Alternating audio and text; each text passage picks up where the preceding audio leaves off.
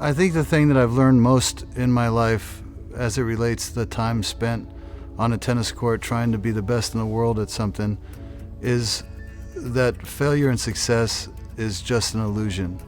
I went to number one in the world thinking that was going to be the end all, thinking that, making my dad happy about achieving that goal would somehow satisfy some deep place and make me love what it is I did or make me engage with what it is I did. And the truth is it didn't. Got to number one in the world, and I'd never been so disconnected as I was at that point in my life. And so as a result, I spiraled. I fell to 140 in the world.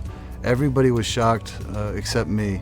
I knew every decision I was making daily that was leading me in the wrong direction. And when I got to the bottom, I had a big decision to make. Either I was going to quit or I was going to start over.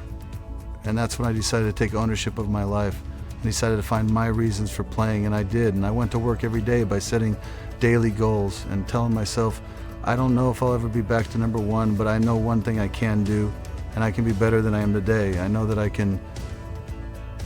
can be better. I know I can control what is in my control, which is my work ethic and my discipline and my focus and my relentless spirit of trying to make myself that one day better. And in doing that, I'd never been so connected in my life, and not believing that I'd ever reach number one in the world again.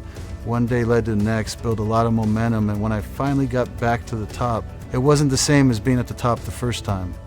I felt like I was really engaged, but no more engaged than I was at 140 in the world. What I learned mostly through that journey is pretty simple. Failure and success is an illusion. The only thing that's a reality is the way you choose to engage with your life today on a daily basis.